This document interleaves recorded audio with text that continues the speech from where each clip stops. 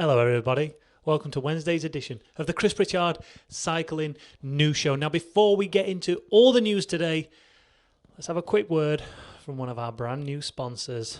Today's news show is brought to you in association with winyourdreambike.com.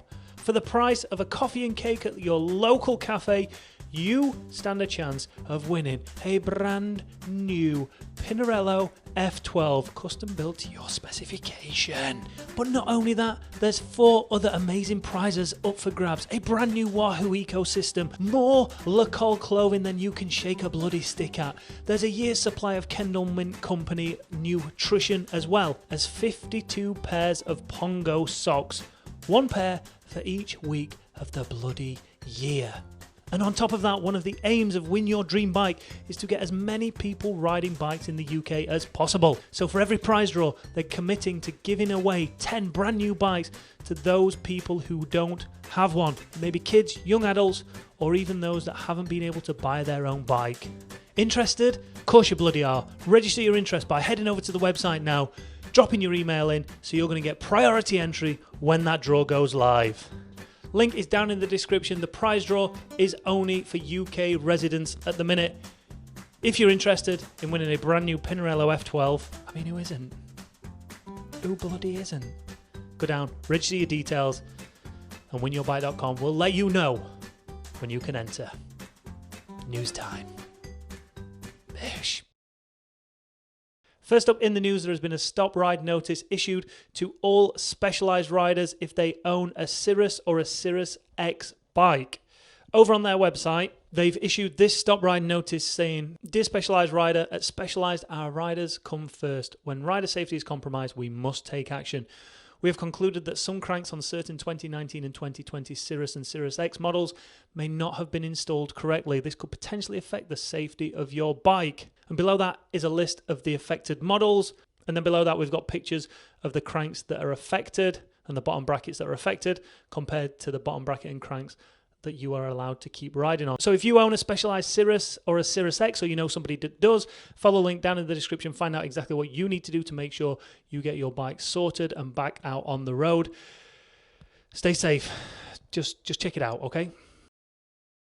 Next up in the news, and the race season is getting closer and closer, although the risk of a second wave just about everywhere in the world at the minute is very real, and until it happens, there's every chance that everything could still get cancelled. But let's hope and let's pray that it isn't. Now, one man who is in preparation for the season is Mathieu van der Poel. He headed over to recce the Paris-Roubaix course and he rode the last 100 kilometres.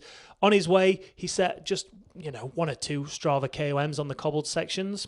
It's clear from seeing this recce ride from Mathieu van der Poel where his focus is, where his aim is. So not only has he reconned some of the Paris-Roubaix course, he's also reconned the Tour of Flanders route as well. Yesterday he uploaded his recon Ronde van Vlaanderen onto Strava, 138 kilometres, 3 hours 56. Maximum power, 1456 watts. All right, easy. I've got more watts in my back pocket than he has there. What? During this recon, he also set a PB on the Paterberg, 1 minute and 8 seconds, average speed 19 kilometers an hour, maximum wattage 871, average 624. Way off on the overall leaderboard. However, when he's up there racing, he's going to destroy those times and take those KOMs. That's pretty impressive. He's doing like his own mini Tour de Classics. Ooh, Tour de Classics. Imagine if they put all the classics one day after another and they created a general classification for it. Imagine that. All 5 of the monuments right in 1 week. That'd be pretty awesome. Obviously, you get an individual winner, but then you also get a general classification. Anyway, my point being, Mathieu van der Poel looking like he's in very good form, and clearly you can see where his focus is. But let me ask you this. I know the answer to it already. Is he capable of winning Paris-Roubaix? Of course he is. Is he going to win it this year? If it goes ahead, is he the favourite? I don't know. Answers on a post. In fact, no. Leave your comments down below. Noosh. Now, in ethical cycling news, Movistar aim to become the first 100% sustainable cycling organisation. So the team have said their aim is to swap their team vehicles for hybrid models, which is obviously going to reduce CO2 emissions. And the team's headquarters is going to be using solar panels in order to give 100% renewable energy back to the team. Now, here's a skeptic in me. Is there some sort of tax relief or tax break to a company that does this? Like, listen, the optimist in me thinks that this team have taken a look at their CO2 emissions and gone, bloody hell, we travel all around the world and we've barely even planted a tree. Let's do something about it. And they're trying to do something about it by taking on hybrid cars, by using solar panels. I think we spoke about something similar to this at the start of the year. Tom Pidcock was saying how he wanted to try and make himself carbon neutral after he kind of realized how much CO2 emissions he must be causing the environment. Not him specifically, but you think how many times a cyclist jumps on a plane to travel throughout Europe, to travel throughout the world, how many times they're in a race that has a convoy of, God, how many vehicles must be in a convoy? Obviously, you've got potentially 22 team cars, then you've got doctors, you've got ambulance, you've got broom wagon, you've got media. I mean, and then on top of that, you've got team cars for the Swannies, you've got the team buses, the team trucks going to various different hotels. Times that by 22 teams, and you've just got a mobile CO2 emitting monster, really, haven't you? So I think it's great that they're doing this, and I think more and more teams are going to jump on this bandwagon. Someone like Team Ineos should be all over this. The fact that they cause so much environmental damage through what Ineos does as a company, you'd think that they will be absolutely making sure that they're carbon neutral. Just my thought. But yeah, fair play to Movistar for doing that. Congrats, guys, and we look forward to hearing that hum. Oh, here's a thought, though.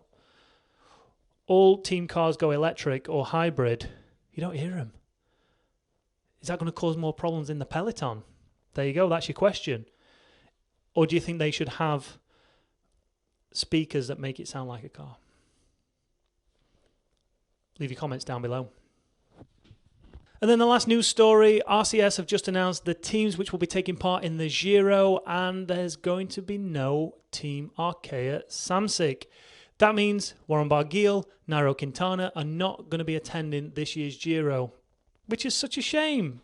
Obviously, all 19 World Tour teams got invited, and the 3 wildcard teams are Androni, Giocattoli, Bardiani, CSF Fiazzani, and Vini Zabu KTM. Now, I fully understand and appreciate why they've invited 3 Italian teams to the Italian Grand Tour. However, having Arkea Samsic there would have been... I mean, that and La Vuelta is Nairo's only chance of winning a Grand Tour again. And now he's just lost that chance, so all eyes are going to be on La Vuelta for him as long as they can get an invite to that, which, well, you'd have thought they'd have got an invite to the Giro, but they didn't.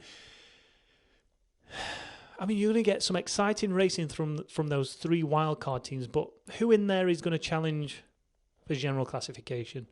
They're not.